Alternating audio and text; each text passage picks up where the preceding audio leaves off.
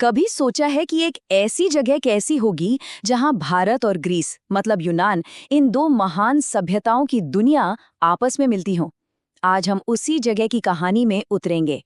गांधार की कहानी, एक ऐसा अद्भुत सेतु जिसने कला और ज्ञान को आप कह सकते हैं हमेशा के लिए बदल दिया।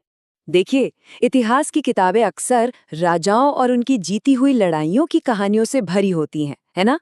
पर कुछ सभ्यताएं हमें कुछ और सिखाती हैं। वो हमें याद दिलाती हैं कि असली महानता सिर्फ युद्ध जीतने में नहीं, बल्कि संस्कृतियों, कलाओं और नए-नए विचारों के मिलने से, उनके संगम से पैदा होती है।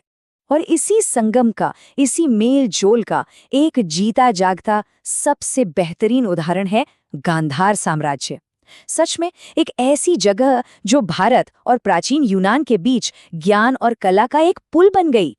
तो चलिए पता लगाते हैं कि इस अनोखी सभ्यता की नींव आखिर पड़ी कहाँ और कैसे। सबसे पहले ये समझना जरूरी है कि ये जगह थी कहाँ और इसका ऐतिहासिक माहौल कैसा था। अगर आज के नक्शे पर देखें तो गांधार आज के पाकिस्तान, अफगानिस्तान के कुछ हिस्सों और उत्तर पश्चिमी भारत के बिल्कुल चौराहे पर बसा था। और इसके दिल में थी इसकी राजधानी तक्षशिला। और तक्षशिला सिर्फ एक शहर नहीं था, बल्कि उस जमाने की दुनिया की सबसे बड़ी ज्ञान की राजधानियों में से एक थी। अब सवाल ये उठता है कि ये दो अलग अलग दुनियाएं, भारत और यूनान, आखिर मिली कैसे। इस संगम की कहानी असल में एक विश्व विजेता के आने से शुरू होती है। तो हुआ ये कि 326 ईसा पूर्व में सिकंदर महान भारत आया। खैर, वो तो ज्यादा दिन नहीं रुका और वापस चला गया, लेकिन अपने पीछे एक ऐसी विरासत छोड़ गया जिसने यहाँ सब कुछ बदल दिया। उसके जाने के बाद बहुत से यूनानी शासक, कलाकार और दार्शनिक यहीं बस गए, और बस यहीं से भारतीय और यूनानी विचारों के महासंगम की शुरुआत हुई। अच्छा, इस संगम का सबसे बड़ा और सबसे खूबसूरत सबूत अगर कहीं मिलता है तो वो है गांधार की कला में। गांधार ने एक ऐसी कला को जन्म दिया जिसने सच में पहली बार दुनिया को बुद्ध का मानवीय चेहरा दिखाया। ये समझना बहुत जरूरी है कि ये कोई छोटा मोटा बदलाव नहीं था, ये एक क्रांति थी। मतलब गांधार से पहले बुद्ध को कभी भी इंसान के रूप में दिखाया ही नहीं गया था। उनकी मौजूदगी सिर्फ प्रतीकों से दिखाई जाती थी, जैसे उनके पदचिन्ह या फिर एक खाली सिंहासन। गांधार के कलाकारों ने पहली बार उन्हें एक मानवीय रूप दिया। ये एक आर्टिस्टिक रेवोल्यूशन था। और ये कला थी भी कितनी अनोखी। इसमें आत्मा तो पूरी तरह भारतीय थी, पर इसका रूप, इसका स्टाइल यूनानी था। बुद्ध के घुंघराले बाल किसी ग्रीक देवता जैसे लगते थे। उनके कपड़ों की सलवटें इतनी असली लगती थीं और चेहरे पर गहरे मानवीय भाव थे। ये दुनिया की पहली बुद्ध मूर्तियां थीं। सोचिए, एक सच्चा कल्चरल फ्यूजन। पर कहानी सिर्फ कला पर खत्म नहीं होती। ये जो कला में क्रांति आई, ये अकेले नहीं आई थी। गांधार कला के साथ साथ ज्ञान और दर्शन का भी एक बहुत बड़ा सेंटर था।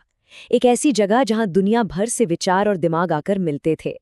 जरा सोचिए, एक ही जगह पर बौद्ध दर्शन की शांति, यूनानी लॉजिक की सटीकता और उपनिषदों के गहरे विचार, ये सब एक साथ मिल रहे थे। इस बौद्धिक संगम ने एक ऐसा माहौल बनाया जहां दुनिया के सबसे बड़े सवालों पर एक नए ही तरीके से बहस हो रही थी। और इस पूरे बौद्धिक माहौल का केंद्र थी महान तक्षशिला यूनिवर्सिटी। एक ऐसी जगह की कल्पना कीजिए जहां भविष्य के डॉक्टर, राजनेता, फिलॉसफर और सेनापति एक साथ पढ़ रहे हैं, जहां ज्ञान की तलाश में दुनिया भर से छात्र आ रहे हैं। गांधार की अहमियत सिर्फ विचारों तक ही सीमित नहीं थी। ये उस समय के सबसे बड़े ग्लोबल हाईवे यानी सिल्क रूट पर मौजूद था। तो यहाँ से गुजरने वाले व्यापार ने भारत, मध्य एशिया, रोम और यूनान को एक दूसरे से सीधे सीधे जोड़ दिया। लेकिन जैसा होता है हर महान साम्राज्य की तरह, गांधार का भी अंत हुआ। पर जब इसका राजनीतिक अंत हुआ ना, तब इसकी विरासत की एक अमर कहानी की असल में शुरुआत हुई। तो गांधार का अंत हुआ कैसे? इसकी कहानी को हम 3 हिस्सों में देख सकते हैं।